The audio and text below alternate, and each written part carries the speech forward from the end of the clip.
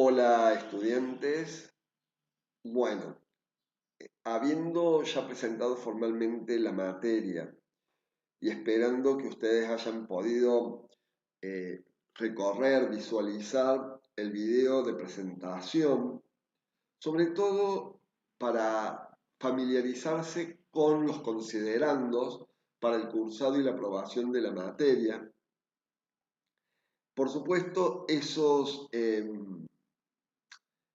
esos considerandos van acompañados con los documentos físicos que ustedes tienen compartidos al inicio del campus. Esto es el documento introductorio de la materia donde se presenta por qué consideramos que el aprendizaje es sumatorio y formativo. Tienen también los objetivos generales y específicos y la fundamentación de la materia. Además, cuentan con cuáles son cuál es el régimen de entrega de los trabajos prácticos, todo lo que tiene que ver con la instancia evaluativa, parciales, recuperatorios, exámenes, em, la importancia de la participación en el foro cuando existe algún tipo de duda, de consulta. También cuentan con documentos adicionales, entre los que figuran la guía de estilo, el el baremo donde se especifica la tipología de errores y la grilla de calificación de las prácticas de traducción. Tienen también un organigrama con las fechas de entregas de los trabajos prácticos, independientemente del tipo de trabajo práctico, que puede ser una práctica de traducción, un foro, un cuestionario interactivo, el uso eh, de programas de edición de imágenes, etcétera, etcétera. Y como ustedes podrán ver, son muchos los trabajos prácticos, porque tanto en teoría y práctica de la traducción general como en práctica de la traducción 1, intento exprimir y darles eh, la mayor participación y el mayor conocimiento en relación con diferentes campos especializados con los que se van a encontrar ustedes en el ámbito de la traducción. Y creo que un solo trabajo práctico no basta para entender todo el universo que encierra un campo especializado determinado. Entonces vamos a trabajar mucho, vamos a aprender mucho, pero también ustedes necesitan leer, necesitan familiarizarse, investigar, documentarse mucho. O sea que es un 50 y un 50%. Y en esta grilla del organigrama de entrega de los trabajos prácticos también tienen ustedes las fechas de los parciales y sus recuperatorios y cuentan con fechas tentativas para los encuentros sincrónicos que se van a desarrollar o que van a tener lugar todos los viernes. Lo único que falta ahí es la hora porque eso lo vamos a consensuar entre todos. Por otro lado, también comento en ese video de presentación o hago un breve llamado de atención respecto del uso de la inteligencia artificial en la traducción, sobre todo en lo que a mí me compete, que es la traducción técnico-científica. Cuando hablo de inteligencia artificial me estoy refiriendo no solo a los motores automáticos como el Google Translate, DeepL y cualquier otro motor automático que esté dando vuelta en Internet, sea de acceso libre o pago, sino también al uso de herramientas de inteligencia artificial de cerebro neuronal, del lenguaje neuronal, como pueden ser el ChatGPT o Gemini, que son los más actuales y los más en boga. ¿Y por qué? Y con esto quiero cerrar este capítulo y no tocar más el tema. Queda en cada uno de ustedes. Tienen dos caminos: o el camino de la honestidad, de la ética, crecer y aprender a partir de la traducción humana, aprender junto al error, o el camino de la deshonestidad, del menosprecio de la profesión. Entonces hay dos caminos para elegir, no tienen un tercero, depende de cada uno de ustedes. Tengan en cuenta siempre que el uso indiscriminado de herramientas de inteligencia artificial despoja la traducción de su dimensión ética, reduciendo así nuestro rol como traductores, como mediadores entre culturas, que es un poco el rol principal del traductor, a un mero procesamiento automatizado. Recuerden siempre que el cerebro neuronal no piensa, no asimila del mismo modo que el cerebro humano, ¿no? Y por lo tanto, delegar la comprensión, la redacción, la sensibilidad del lenguaje en un algoritmo, ¿sí?, que está arbitrado, configurado por técnicos informáticos, ingenieros en sistemas, etcétera, pero no justamente por profesionales de la traducción que sí conocen de competencias, que sí conocen de estrategias y que tienen en su haber un amplio bagaje cultural, desde lo teórico, desde lo práctico, ¿sí?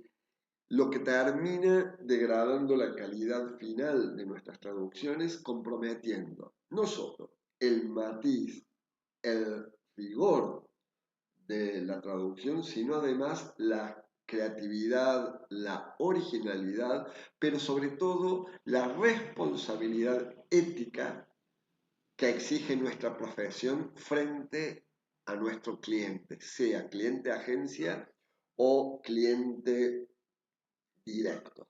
Entonces, y con esto cierro, como futuros traductores, como futuros profesionales, siempre debemos defender el criterio propio y la autenticidad de nuestras traducciones y saber que no se trata solo de una norma deontológica, una norma ética, una norma de conducta profesional, sino de la única garantía de conservar el valor real de nuestro trabajo frente a nuestros clientes.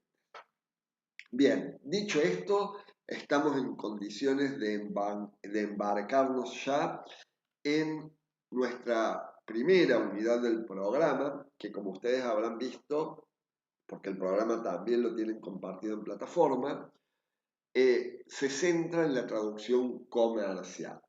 Y antes de comenzar a recorrer este primer acercamiento a la unidad, quiero mostrarles algo que me parece pertinente para que ustedes puedan realizar en cada campo que vayamos abordando.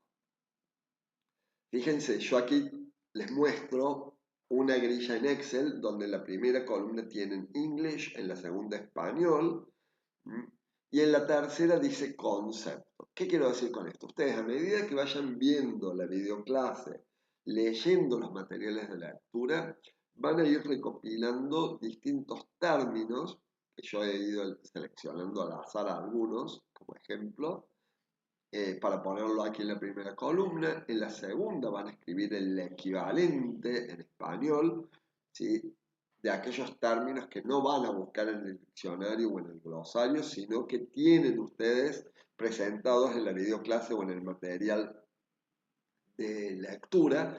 Y luego una tercera columna donde van a poner un breve concepto que hace al término en cuestión, por supuesto, no de todos los términos, sino de aquellos términos que ustedes desconozcan. Luego, una vez que ustedes completaron esta grilla, pueden pintar las tres columnas y operar mediante esta herramienta de Excel que dice ordenar y filtrar. Y si ustedes despliegan el menú, tienen ordenar de A a la Z, para lo cual el mismo Excel les va a ordenar alfabéticamente esos términos con sus respectivos equivalentes y por supuesto con los conceptos. Si ustedes tienen una traducción inversa, lo único que tienen que hacer es mover la primera columna la columna del español a la primera columna y correrla de inglés a la segunda. Invertir el orden de las columnas.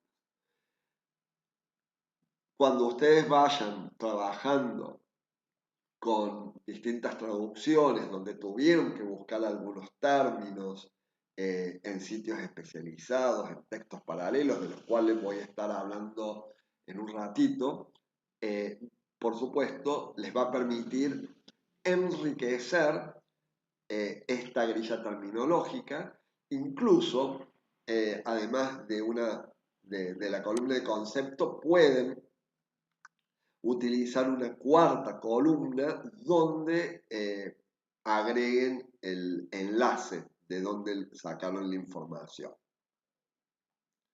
Bien, este mecanismo lo pueden ustedes utilizar para, no solamente para la traducción comercial, sino para todos los campos especializados, como les dije recién, que vayamos a trabajar ahora en otras prácticas de traducción, incluso con los campos especializados abordados en teoría y práctica de la traducción general.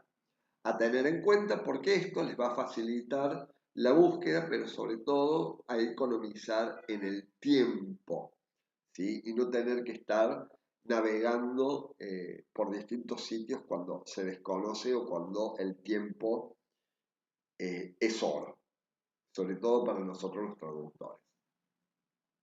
Ahora bien, dicho esto, comenzamos a recorrer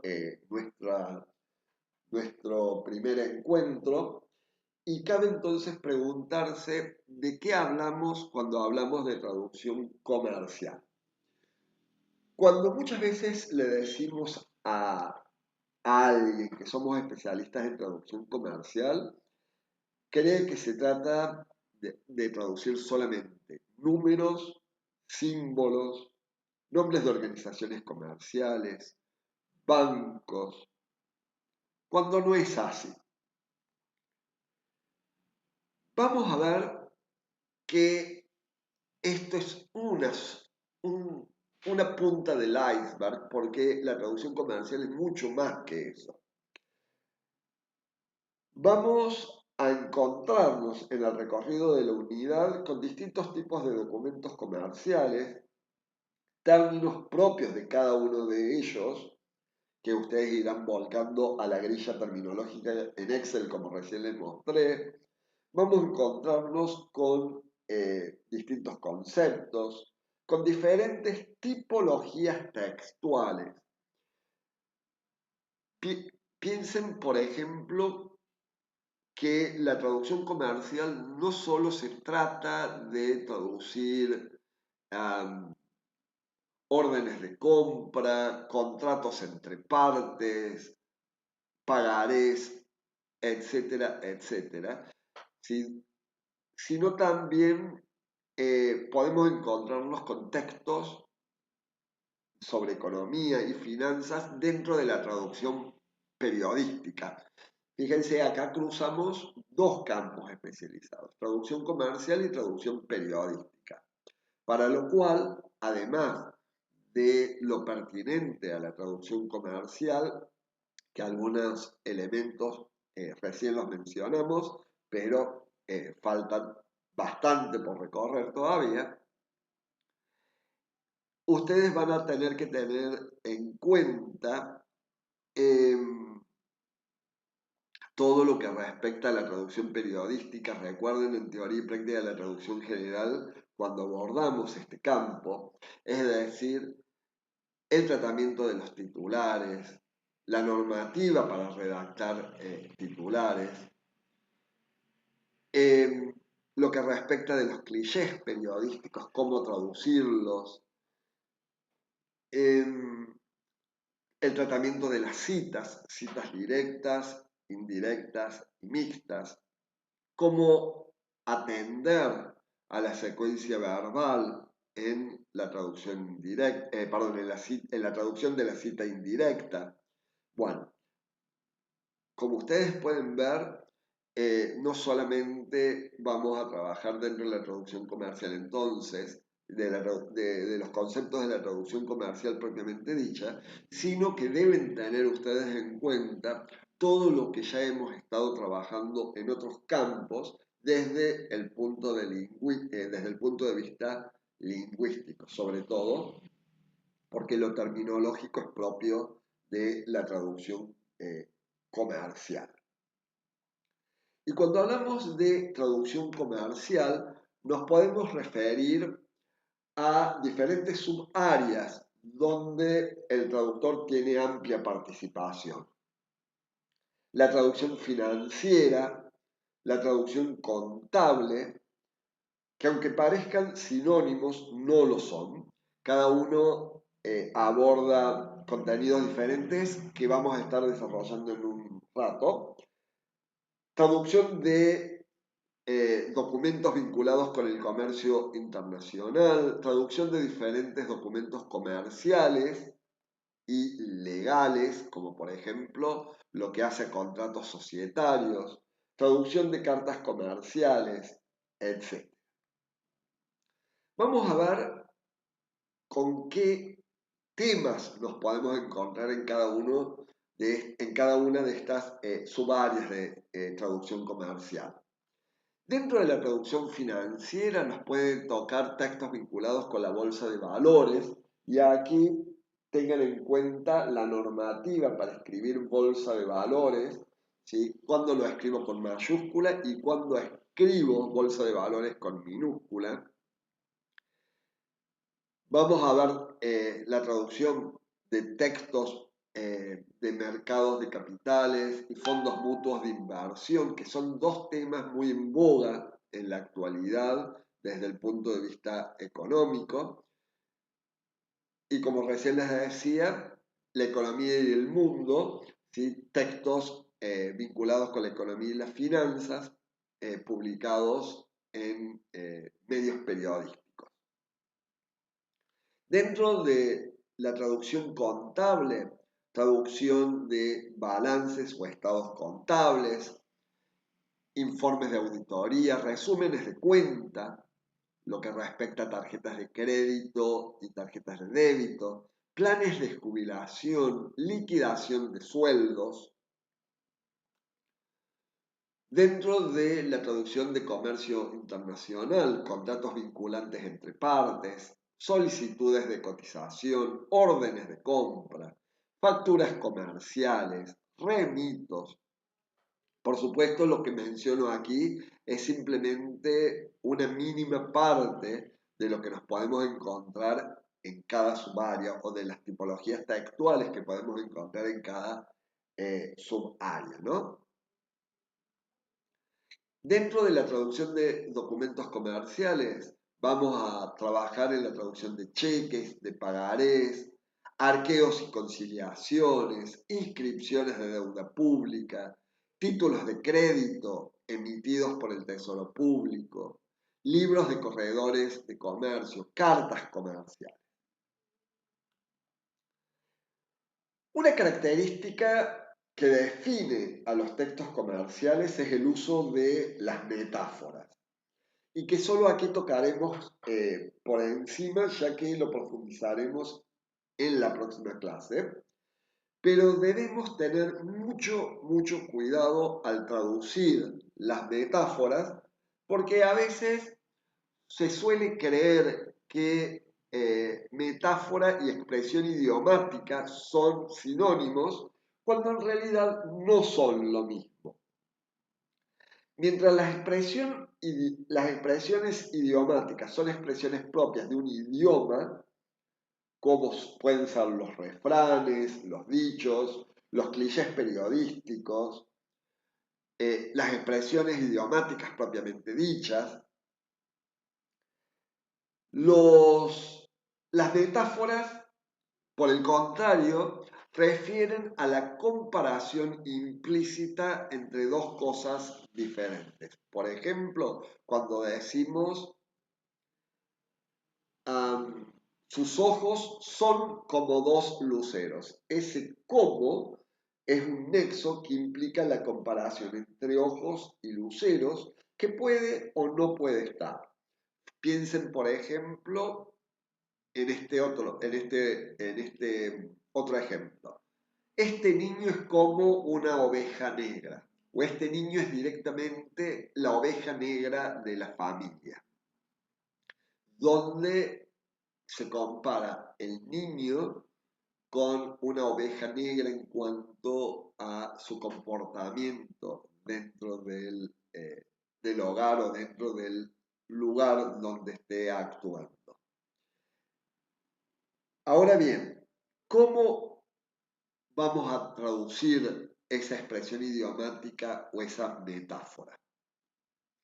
Ya hemos visto en traducción, en teoría y práctica de la traducción general, que las expresiones idiomáticas, como por ejemplo, once in a blue moon, que se puede traducir como una vez cada muerte de obispo, o when pigs fly, algo que nunca va a pasar, o cuando las vacas vuelen, o este otro ejemplo que dice a piece of cake, algo que es muy fácil, que es pan comido, ¿sí? Estas expresiones idiomáticas se van a traducir por equivalencia como estrategia. Mientras que las metáforas, y aquí vamos, nosotros dimos recién un ejemplo vulgar de la vida diaria, pero dentro de la traducción comercial, de la traducción financiera, las metáforas trabajan en relación con diferentes temáticas que no son elegidas al azar, es decir, no vamos a encontrar cualquier tipo de temática, sino que algunas temáticas que tienen que ver con el impacto sobre todo, que son, por ejemplo, la temática de la guerra, cuando decimos, por ejemplo, explotó la economía, fíjense, explotó relacionado con la guerra, o en una temática posible puede ser salud, cuando decimos la economía está enferma, donde se compara la economía con una enfermedad, con la fiebre, por ejemplo.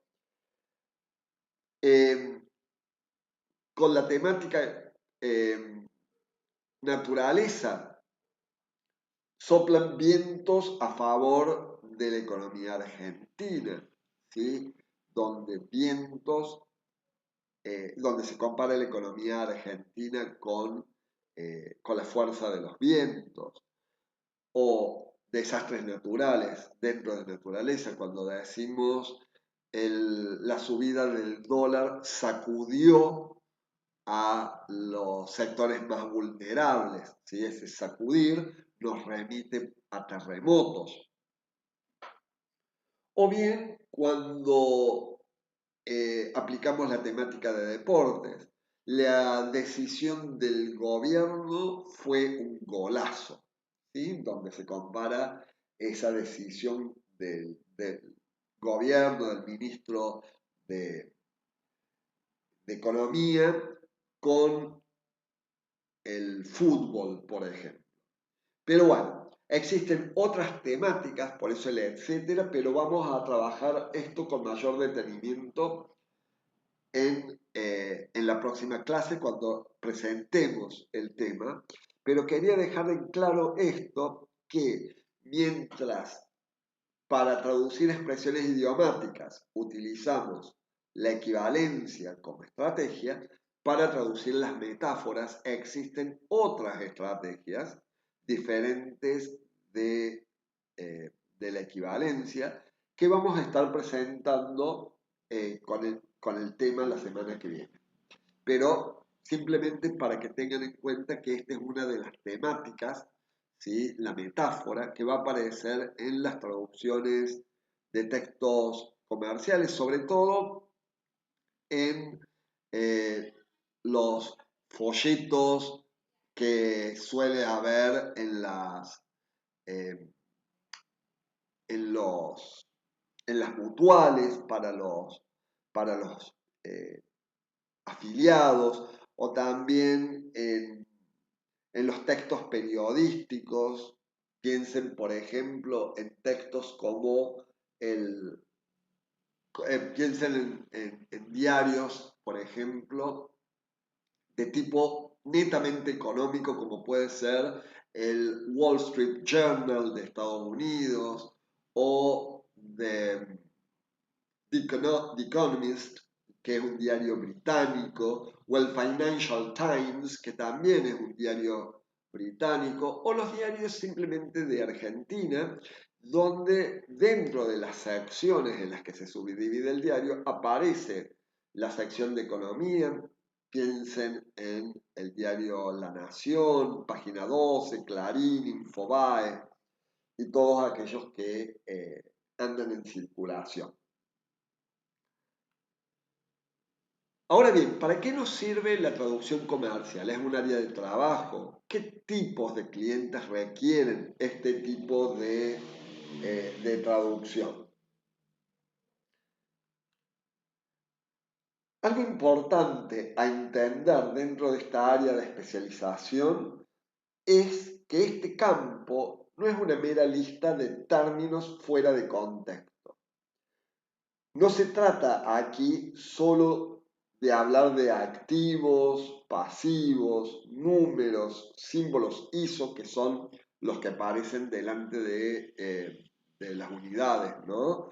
Por ejemplo, ARS, que es el símbolo ISO del peso argentino, o USD, que es el símbolo ISO del dólar estadounidense. Y cuando hablo de dólar, tengan la precaución de escribir dólar estadounidense, porque también puede ser dólar neozelandés, dólar canadiense. Entonces, debemos ser precisos en ese tipo de información. Y unidades monetarias como recién les mencionaba también. La traducción contable requiere, como ya hemos visto, de mucho conocimiento adicional, de mucha documentación, de mucha lectura por parte del traductor, saber los nombres de las cuentas que responden a cada tipo de estado contable, saber que hay términos que en inglés británico se dice de un modo y en inglés de Estados Unidos de otro, sobre todo para tener en cuenta cuando hacemos traducción inversa. Ahí les puse un ejemplo de cómo traducir accionista. Shareholder en el Reino Unido, stockholder en Estados Unidos, que es un simple ejemplo para que ustedes tengan en cuenta lo que acabo de decir. Y por supuesto, hay otros que ustedes irán descubriendo a lo largo del recorrido de esta unidad y de la lectura o investigación en documentos adicionales. En este primer recorrido comenzaremos por abordar la traducción de estados contables o financieros. ¿Y qué son estos estados contables o financieros? Se trata de documentos, y aquí ya tenemos un acercamiento a una de las tipologías textuales de la traducción comercial. Son documentos que surgen de la actividad comercial o del objeto de una empresa.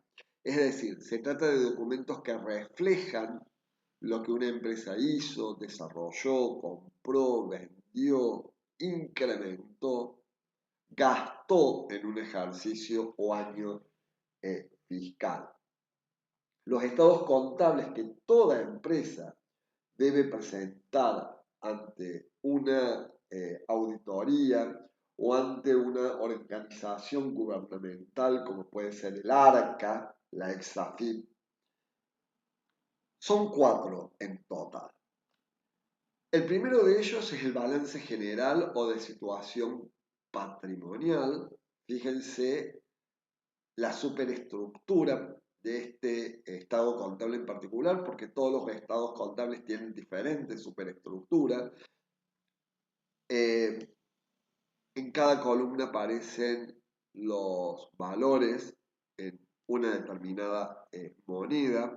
Generalmente aquí no se les pone adelante del valor el símbolo ISO que mencionaba recién, sino en el título del balance se pone cifras expresadas en pesos argentinos, dólar estadounidense,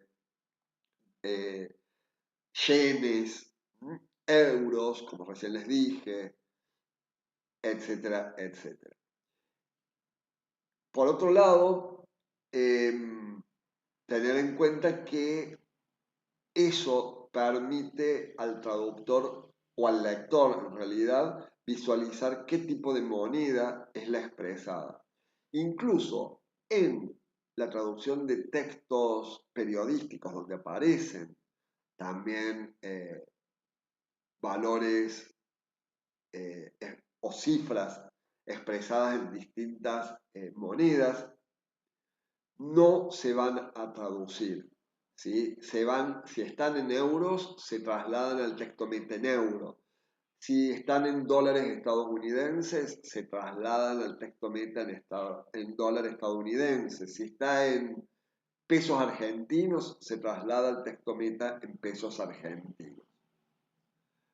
Por otro lado, la grafía de los números es incorrecta. Ustedes tienen en la guía de estilo cómo escribir correctamente los números, ¿sí? Porque el punto en español designa cifra decimal y estos no son cifras decimales, ¿sí?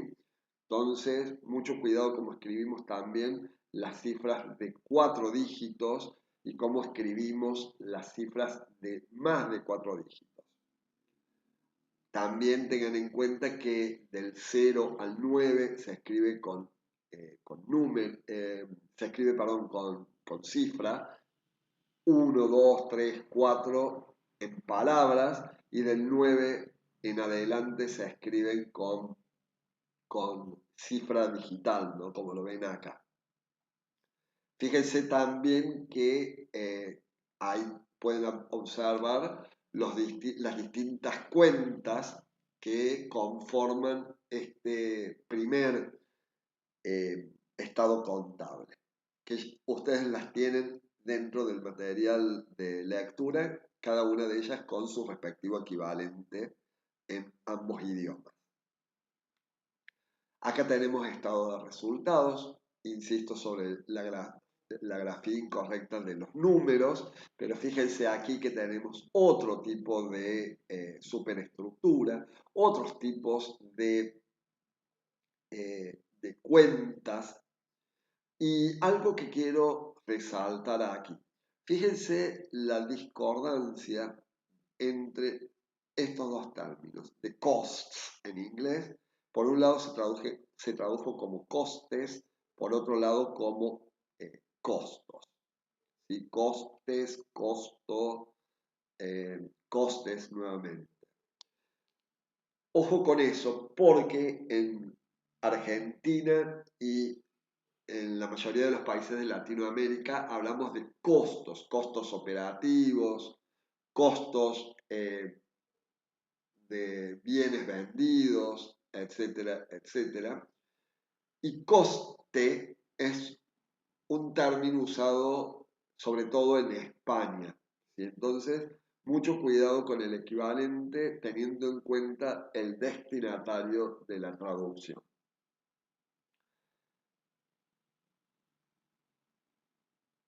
Bueno, avanzamos con el tercer estado contable, que es el estado de evolución de patrimonio,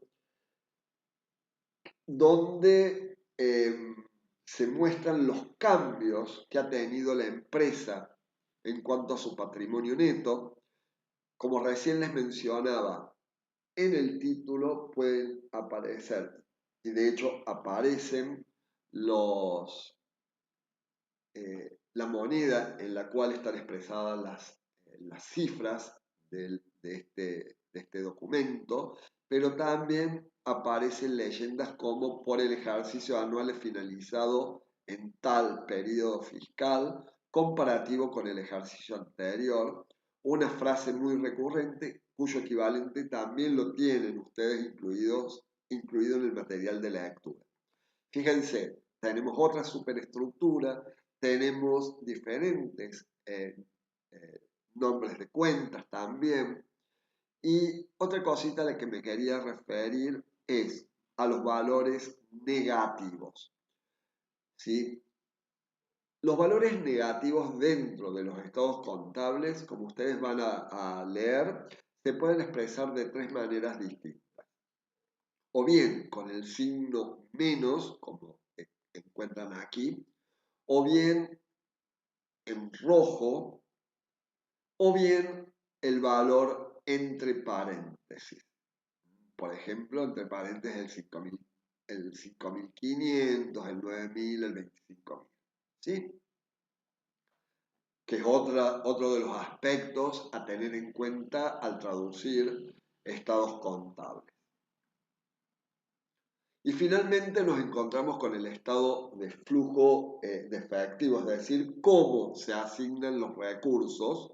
Fíjense, tenemos una superestructura totalmente diferente de las antes vistas, otros tipos de cuentas. Fíjense acá los valores negativos, como yo les decía recién, entre paréntesis, ¿sí? Y por supuesto, seguimos incurriendo en el error de la grafía de las cifras. Por supuesto, cada uno de estos estados contables, de estas cuentas, como recién les decía, tienen sus respectivas traducciones.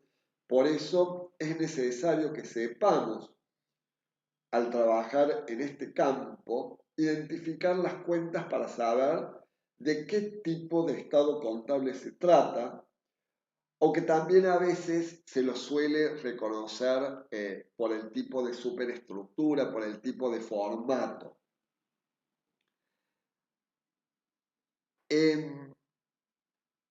Tenemos ahora que prestar atención a lo siguiente. Los estados contables no se traducen arbitrariamente, sino se confeccionan siguiendo distintas normas o regulaciones que ya vienen preestablecidas y modificadas por los colegios de contadores públicos de cada país, y esta documentación debe seguir estrictamente estas normas porque estos documentos se presentan ante el ARCA o EXAFIP en el caso de Argentina y están sujetos a auditorías. ¿Cuáles son esas normas que se deben tener en cuenta o las normas que rigen sobre la elaboración de los estados contables? Son dos. Cada una de estas normas tienen, tanto en inglés como en español, su propia sigla y su propia traducción ya aceptada. En inglés tenemos una de las normas que se reconoce como PCGA, que son los principios contables generalmente aceptados, cuya sigla en inglés es GAAP y cuya traducción aceptada en inglés es Generally Accepted Accounting Principles issued by the Financial Accounting Standards Board.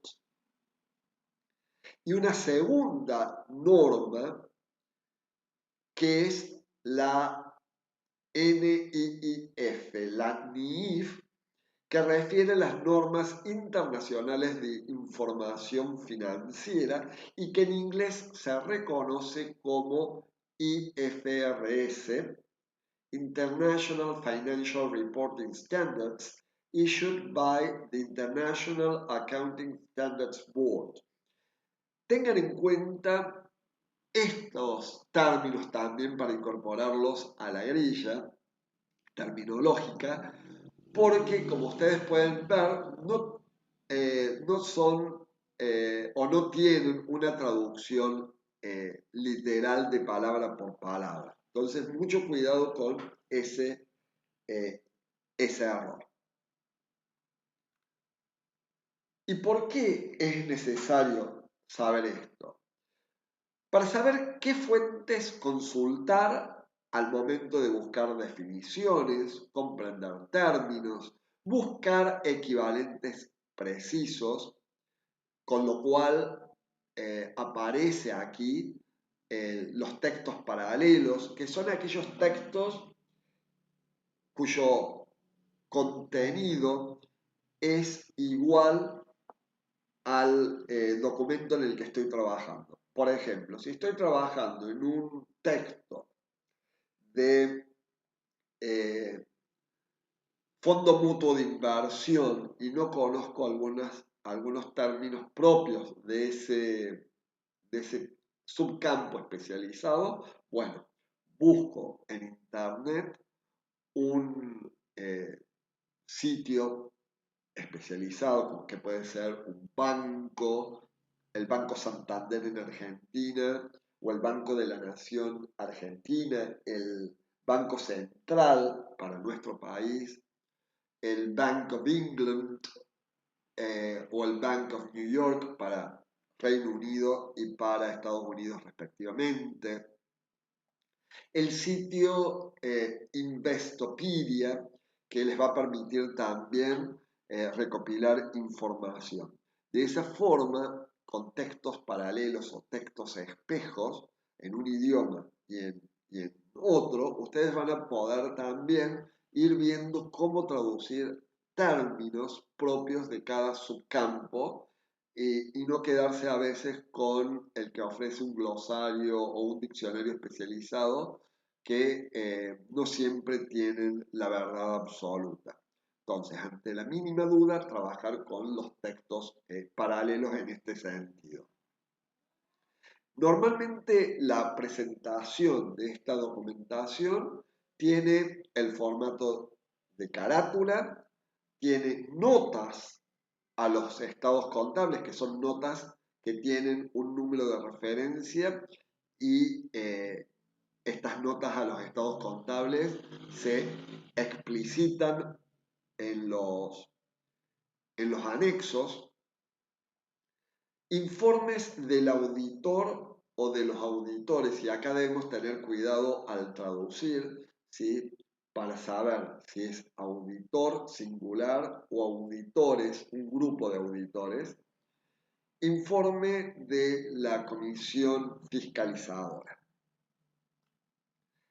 Ese informe del auditor o de los auditores es es un texto que ya viene estandarizado. ¿Qué quiere decir esto? Que los nombres que integran o que conforman los títulos y los subtítulos del documento ya vienen estandarizados y ustedes los pueden encontrar en internet, si se quieren, justamente hablando de textos paralelos, ¿no? Cuentan con una redacción sencilla y que generalmente se repite independientemente si el informe está en inglés o en español. Entonces ahí ya pueden guardar ustedes una muestra de un texto paralelo para saber cómo redactarlo. Lo único que tengo que hacer es cambiarle la información.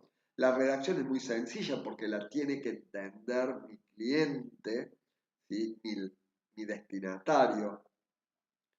Y este informe menciona el grupo auditor o el nombre del auditor, en el caso que haya sido una sola persona, la empresa auditada, la fecha de auditoría, lo que se auditó, información sobre los estados contables auditados, resultados de la auditoría y una apreciación final del auditor o del grupo auditor respecto de la empresa auditada. Ahora bien, también es necesario saber para qué empresa estoy traduciendo. Y aquí aparece el término company. ¿Y cómo lo voy a traducir? ¿Como compañía? ¿Como empresa? ¿Es indistinto traducirlo de una u otra manera? En general, company, como compañía, se traduce solo desde lo general, cotidiano, vulgar, cuando referimos, por ejemplo, a una compañía de teatro, a una compañía discográfica. Es decir, en general y desde lo más vulgar, desde lo más general. Ahora bien, cuando se habla de company, pero aplicando ese término al ámbito financiero, al ámbito económico, ¿sí? Por ejemplo, en la traducción de un contrato, en la traducción un, de un documento comercial como puede ser, por ejemplo, un pagaré, un cheque, un, eh, un, una orden de pedido. Bien, vamos a estar hablando de empresa, es decir, en ese caso particular, company se va a traducir como empresa y no como compañía. Ahora bien, que en definitiva, en los campos especializados o en el tipo de textos que vamos a trabajar, eh, muy raro que veamos company traducido como compañía. Se va a traducir siempre como empresa, de acuerdo con lo que acabo de decirles. Ahora bien, cabe destacar que el nuevo Código Civil y Comercial de la Nación, sancionado el 1 de agosto del 2015, y mediante la Ley General de Sociedades, que es la ley número 19.550 y que ustedes pueden acceder a través del Código Civil y Comercial de la Nación, habla de sociedades y y no de compañía ni de empresas.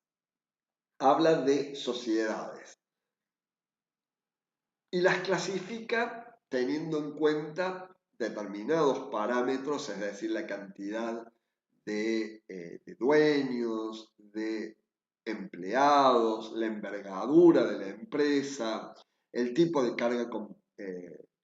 carga impositiva, etcétera, etcétera, la clasifica en diferentes tipos de sociedades. Por supuesto, cada una de ellas con su correspondiente traducción al inglés. Yo les voy a mencionar algunas simplemente para que tengan una idea general de qué tipo de empresas estamos hablando. Por ejemplo, la Sole Proprietorship, que es la primera que les aparece ahí, se va a traducir como sociedad unipersonal, pero después aparecen sociedad colectiva, sociedad de responsabilidad limitada, sociedades anónimas que son las que aparecen en verde, las corporations, que no se traducen como corporaciones, entonces Mucho cuidado, mucha atención a la traducción literal errónea, ¿sí? Por eso les hablo también del uso de la inteligencia artificial en ese sentido. Eh, Trabajen siempre desde la traducción humana, que es lo que perseguimos en nuestra profesión. Y ahora bien, para terminar, antes que pasemos a la próxima diapositiva, tienen todos estos tipos de sociedades ustedes en un documento de lectura en la plataforma, así que ahí van a encontrar la terminología en inglés, en español, van a encontrar una breve explicación de cada una de estas sociedades y algunos términos generales que hacen a la formación o a la constitución en realidad, porque formation no es formación, sino constitución de la sociedad. Otro término, otro false friend aquí, formation es constitución, conformación de sociedades. Ustedes van a tener ahí términos como formation, bypass, que son estatutos, cómo traducir article, que no es artículo, ¿sí? Cómo se traduce article al español cuando trabajamos en traducción comercial, y si tienen que hacer traducción inversa y aparece la palabra artículo, tampoco se va a traducir como article. Entonces, ahí tienen ustedes dos términos, article en inglés y artículo en español, que no son compatibles uno a uno, por lo tanto, también tengan en cuenta esos términos para incorporarlos sin duda a la grilla terminológica. Y finalmente, quiero hablarles un poquito respecto de la normativa y ortotipografía. Algunas cosas ya las mencioné. En la guía de estilo, vayan a la sección números, vean el tema cifras, como les dije recién, qué pasa con las cifras del 0 al 9, más del 9, cifras de 4 dígitos y de más de 4 dígitos, qué pasa con las unidades monetarias. Bueno, ya dijimos recién respecto de la adaptación de las unidades monetarias, los símbolos ISO, saberlos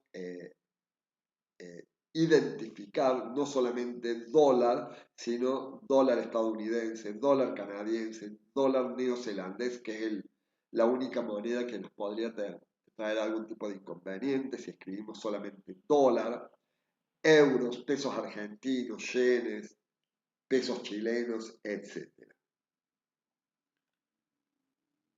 Y también tengan en cuenta el espacio de separación dentro de la grafía de los números y el espacio de no separación. Ustedes tienen la guía de estilo. ¿Qué pasa cuando yo empiezo a escribir y me queda el número, la cifra solita al final de un renglón y abajo me queda el símbolo o me queda el término que acompaña esa cifra, que no puede quedar así en el texto final? Entonces, fíjense qué herramienta de Word, ustedes lo tienen en la guía de estilo y tienen capturas como un tutorial para poder editar estos espacios de no separación.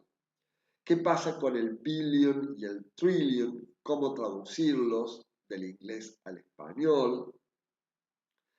¿Cómo escribir esa cifra de millones, de miles, de 1.000 millones y de billones al español cuando aparecen acompañados de un símbolo ISO o acompañados del- de la palabra a la que designan? Mucho cuidado con la grafía porque en español no sigue la misma grafía que el inglés, ni tampoco se traducen uno a uno, billion no es billón y trillion no es trillones, entonces mucho cuidado con eso.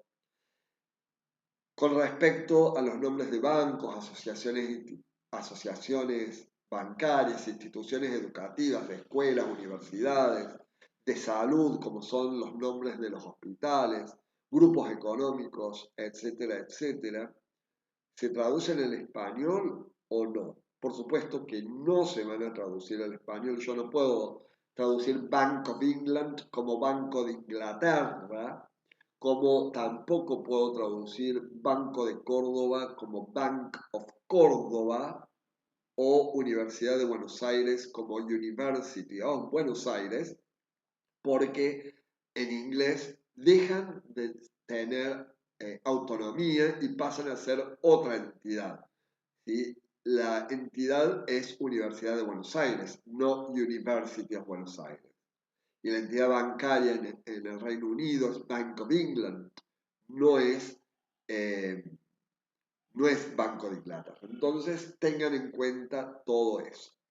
Bueno, gente, hemos llegado así al final de nuestro recorrido en esta primera clase de la unidad número 1. Cualquier duda que surja en relación con la teoría o con la práctica, como siempre, usen el foro de consultas. Nos vemos en un próximo encuentro. Hasta luego.